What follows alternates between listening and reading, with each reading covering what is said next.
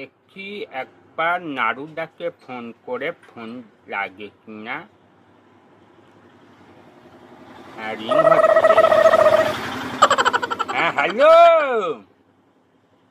হ্যাঁ, আমি আমি টাকলু কাকু বলছি। কে?